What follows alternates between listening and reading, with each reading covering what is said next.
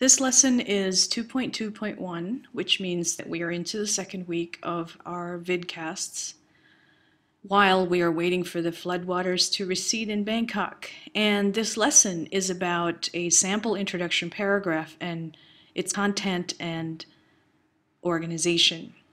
So as you can see over here, I have written the sample introduction paragraph for my essay about the problem of Bangkok flooding. So let's read it together. Imagine you and your family live in Bangkok during the Great Flood of 2011.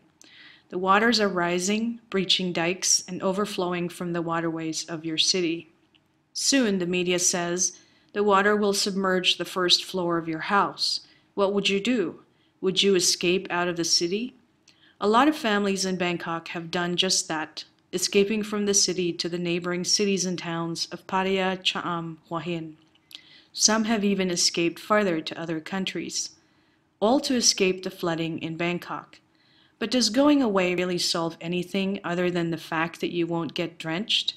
Escaping from Bangkok flooding is a way to stay dry, but it doesn't really solve any of the problems that the flooding brings, because of many problems that remain, such as extra expenses, problems of water and food distribution, and the issues of submerged roads. So let's take a look at the organization of this paragraph. First of all, I started with a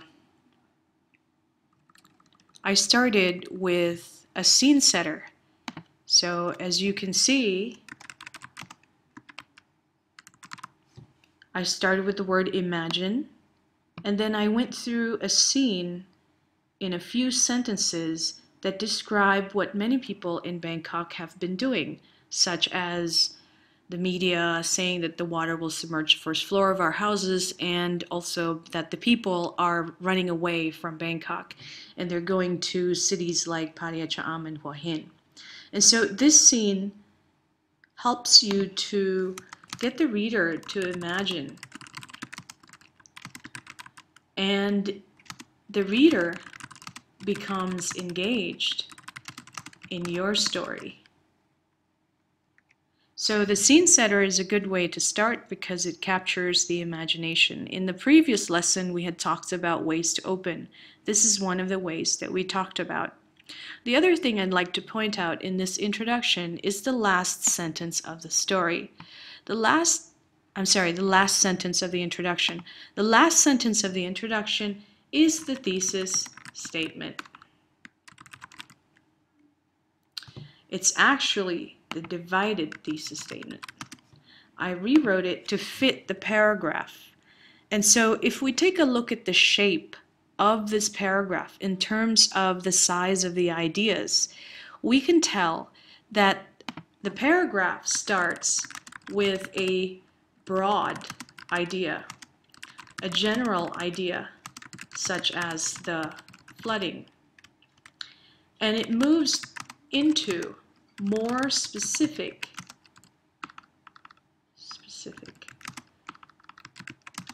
ideas, such as the running away, and then it ends with a very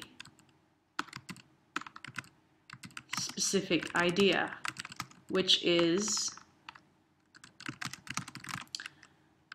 the divided thesis statement.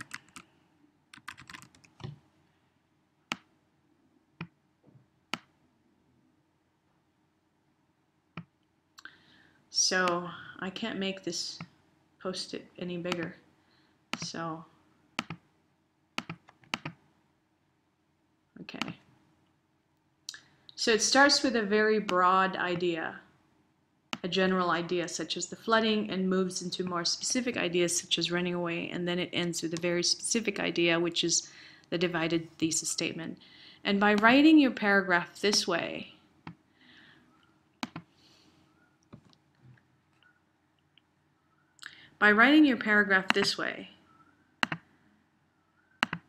you can actually organize your ideas from general to specific, and it makes it very, very easy for your reader to get into the main idea of your essay.